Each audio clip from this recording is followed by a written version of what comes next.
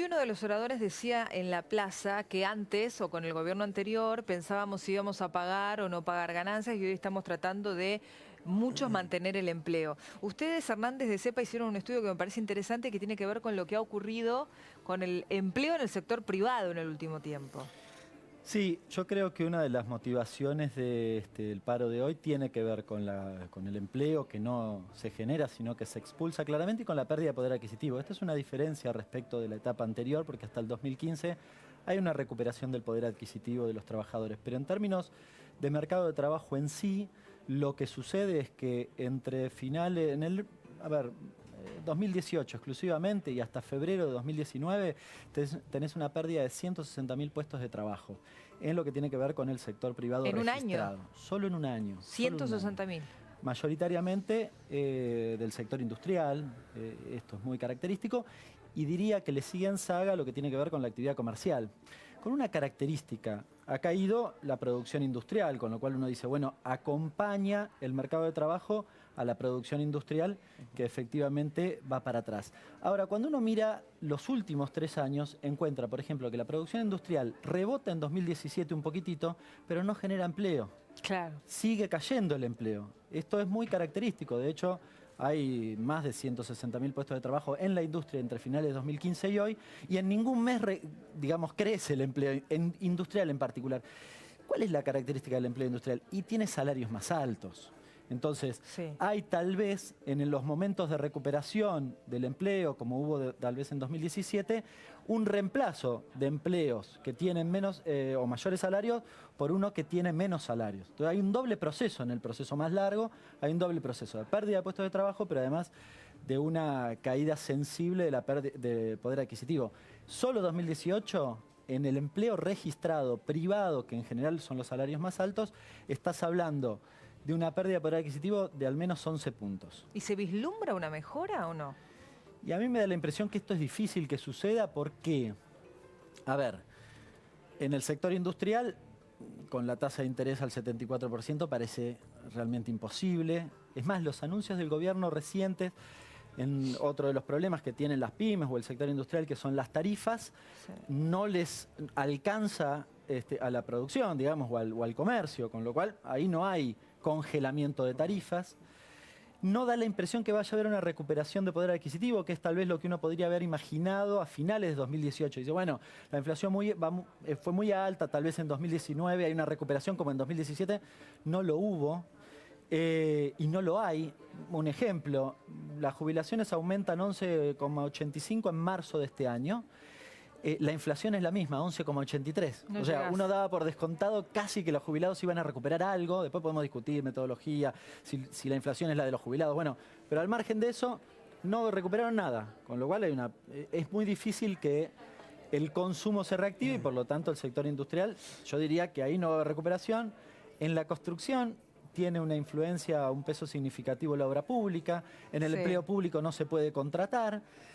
Da la impresión que es difícil que el mercado de trabajo tenga otra curva, al menos en lo que va del año, ¿no? ¿Se le puede pedir algo más al fondo, Hernán? No, yo tengo algunos matices. A ver, cuando hablamos de cepo, en realidad es regulación cambiaria. A ver, el anuncio de ayer del gobierno, sin ningún tipo de regulación cambiaria, es un tiro en el pie. Es hipotecar las reservas, no tiene el más mínimo sentido. Regular, quizás hace referencia a la compra minorista de dólares. Bueno, eso es una política de regulación cambiaria. Ahora, que vos dejes liberada la cuenta capital absolutamente abierta de par en par, que cualquier inversor pueda venir e irse, llega ahora y en 10 minutos se va, hizo tasa en el medio y listo. Lo único que te hace es que vos todo el tiempo, consecutivamente, le tengas que ofrecer una mayor tasa todo el tiempo para que no se vaya. Porque además te extorsiona, digamos. O sea, como vos necesitas que no se vaya, lo único que tenés para ofrecerle es la tasa. Claro. Después, además de haber entregado todas las demás herramientas de política económica al gobierno.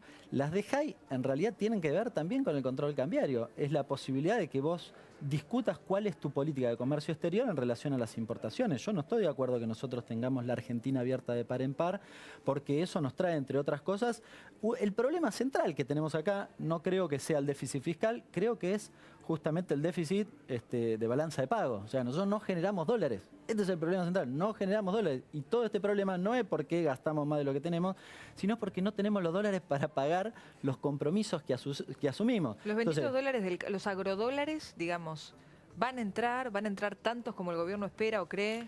Dos cosas. Primero, no creo, aunque entren, no creo que sean suficientes. Hoy tenés 23.000 millones de dólares de inversores extranjeros en pesos que en cualquier momento pueden dolarizarse, además de todo lo que tenés en plazo fijo, en otros tipos de inversiones minoristas, etcétera, etcétera, con lo cual ni siquiera eso te alcanza.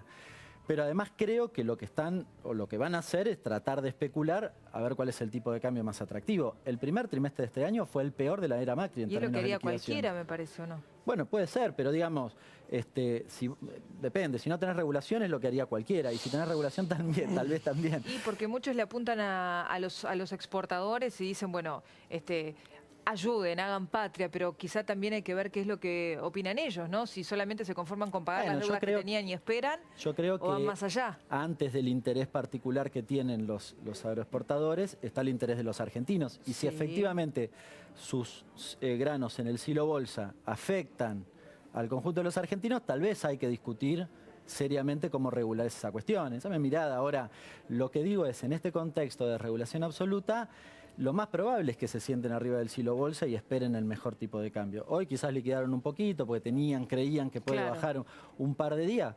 Yo lo que creo es que en el mediano plazo va a volver la tendencia al alza. Ya a esta hora volvió a subir. Creo que va a volver la tendencia al alza y van a volver a retener. De nuevo, insisto, el primer trimestre de este año es el peor de la era Macri, comparado incluso con el año pasado que estuvo la sequía. ¿Se entiende? Digo, sequía e inundación. Bueno, es llamativo que sea peor que el año 2018. Sin embargo, lo está haciendo. No es el grueso de la cosecha, es cierto. Alguno puede decir, bueno, pero en abril, mayo, sí está bien. Pero en términos comparativos, es el peor de los últimos 4 años. Hernán, ¿estamos haciendo o el gobierno está haciendo lo que le dice el Fondo Monetario que haga? Definitivamente. No se corre un ápice de eso. Es más, tanto el ministro de Economía como el número 1 del Banco Central y el 2 del Banco Central vienen de haber sido funcionarios del propio Fondo Monetario Internacional y siguen al pie de la letra las normas del fondo. Yo, retomando una cosa de la discusión del default, a ver, en realidad la Argentina tendría que haber entrado en default y no entró porque el fondo vino a poner plata. Vale la pena recordar. Sí, lo reconoció Macri, ¿eh? Bueno, al origen, cuando sucedió eso, el fondo nos iba a ayudar un poquito porque íbamos a salir adelante y decía que íbamos a crecer. Después fue eso el mayor no sucedió. Claro, ninguna de todas esas medidas terminaron generando el crecimiento. Porque, a ver, si te ayudan y vos creces, podés pagar tu deuda. Exacto. Eso es lo que estamos viviendo hoy. O sea, nos ayudaron, pero no crecimos. Y vos nos preguntabas a los dos, y creo que en eso coincidimos. No da la impresión que vamos a crecer. Entonces, ¿cómo vas a hacer para pagar la deuda? Este es el problema de fondo. Para mí no es una discusión electoral del cual digo, uno puede tener una mirada, puede tener otra. Pero el escenario que hoy nos deja el gobierno de Macri es un escenario claramente de default. La deuda hay que pagarla, sea el gobierno de Macri, sea el gobierno, si viene de Cristina, sea el gobierno de una alternativa que pueda surgir, hay que pagarla. A mí me preocupan dos cosas. No solo poder pagar, ¿sí?, sino además cómo haces vos para pagar. Porque en esto retomo lo que recién me preguntabas. Si el fondo no te deja crecer, porque no te deja ninguna herramienta para el crecimiento económico, ¿cómo querés que haga para que te pague? Claro, ¿cómo esta es la pregunta. Entonces, a mí me parece que en las discusiones de renegociación con el fondo o lo que sea que venga para adelante, eso tiene que ser un eje central. Con un dato, para mí, el fondo es corresponsable de lo que vive la Argentina. Pues no era el fondo que nos habían dicho que había aprendido de sus errores. El fondo de siempre, con la misma receta. Pero, por último, Hernán, y para cerrar, ¿tenía otra alternativa el gobierno?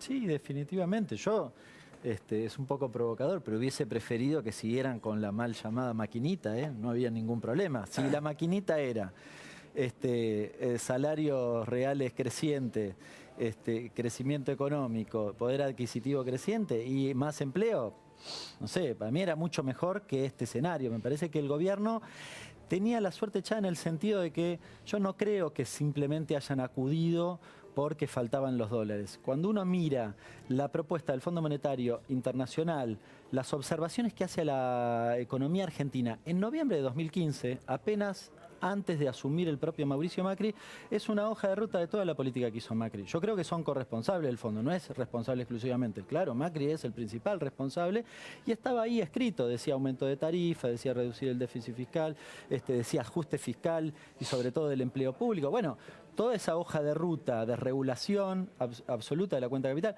toda esa hoja de ruta es la que han aplicado, con lo cual después se plasmó en un acuerdo finalmente con el fondo. Pero me parece que el acuerdo era originario.